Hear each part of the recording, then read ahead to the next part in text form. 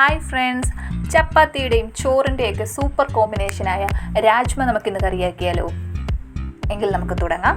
അതിനായി 2 സവാള, 1 പച്ചമുളക്, 1 തക്കാളി,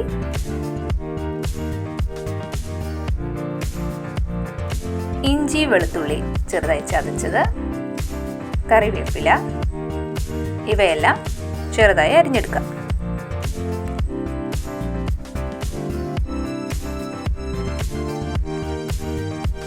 ഒരു 1/2 കപ്പ് രാജ്മ പ്രഷർ കുക്കറിൽ ഉപ്പും കൂടി ഇട്ട് വേവിച്ചെടുക്കുക.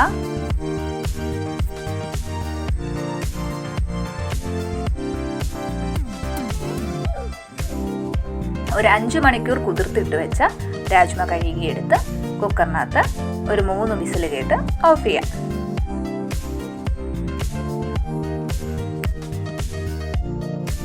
ഈ സമയം കൊണ്ട് നമുക്കൊരു തവ അടുപ്പത്ത് വെച്ച്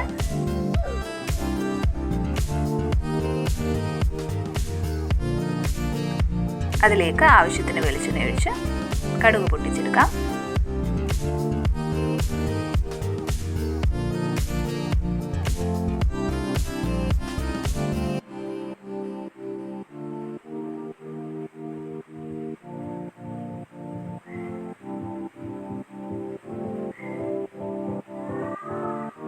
അരിഞ്ഞു വെച്ചിരുന്ന പച്ചമുളകും കൂടെ അതിൽ ചേർത്ത്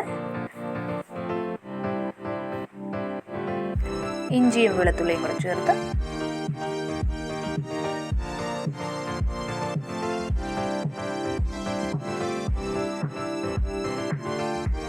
ഒന്ന് ഇളക്കി കൊടുക്കാം.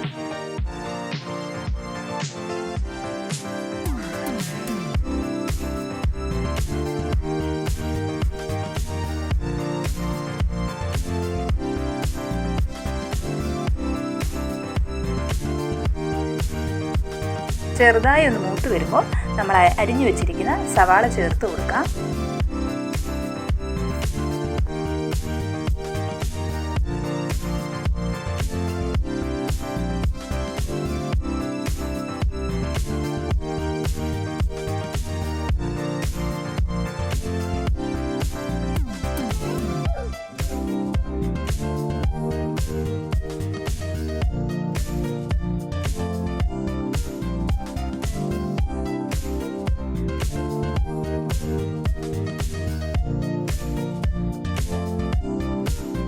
ഒരു നുള്ളു ഉപ്പും കൂടെ ചേർത്ത് നന്നായി വഴറ്റിയെടുക്കാം.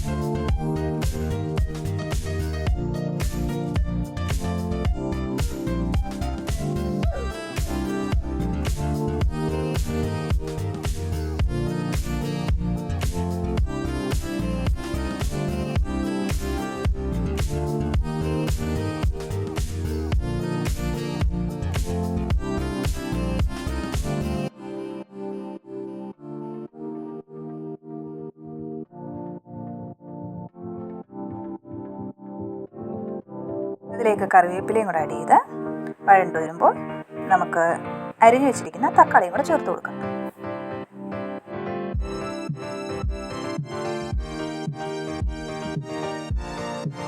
തക്കാളിയും കൂടെ ചേർത്ത് നന്നായി വഴറ്റിയെടുക്കാം.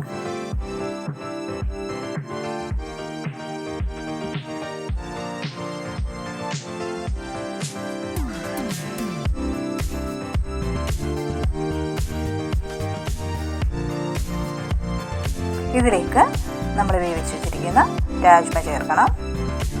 അതിന് മുൻപായി പൊടികൾ ചേർക്കാം. 1 സ്പൂൺ മുളക് പൊടി, 1 സ്പൂൺ കുരുമുളക് പൊടി, 1 സ്പൂൺ മല്ലിപ്പൊടി, 1/2 സ്പൂൺ മഞ്ഞൾപ്പൊടി, 1/2 സ്പൂൺ മസാലപ്പൊടി. ഇവയെല്ലാം കൂടെ വഴറ്റിയെടുത്തിരിക്കുന്ന സവാളയിലേക്ക് ചേർത്ത് കൊടുക്കാം.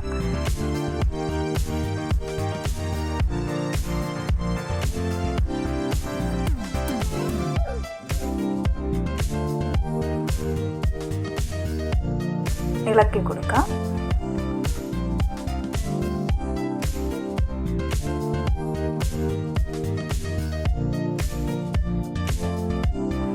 രാജ്മ നമുക്കിനി അതിലേക്ക് മൊത്തത്തിൽ ചേർത്ത് കൊടുക്കാം.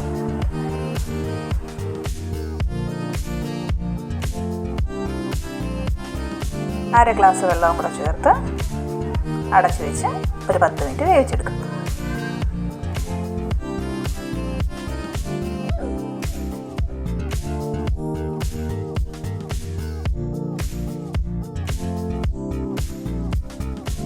ഇടയ്ക്ക് വെച്ച് ഉപ്പുണ്ടോ എന്നും കൂടെ ഒന്ന് നോക്കി ഉപ്പ് പാകത്തിനനുസരിച്ച് ഇട്ട് കൊടുക്കാം. കുറച്ച് മല്ലിയിലയും കൂടെ ചേർത്ത് ഒരു അര ഗ്ലാസ് പാലും കൂടെ ചേർത്ത് നമുക്ക് സ്റ്റവ് ഓഫ് ചെയ്ത് സെർവ് ചെയ്യാം.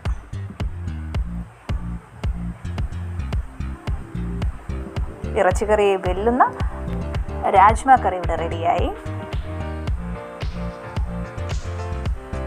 ഇതിൻ്റെ ടേസ്റ്റ് പറഞ്ഞറിയിക്കാൻ പറ്റില്ല.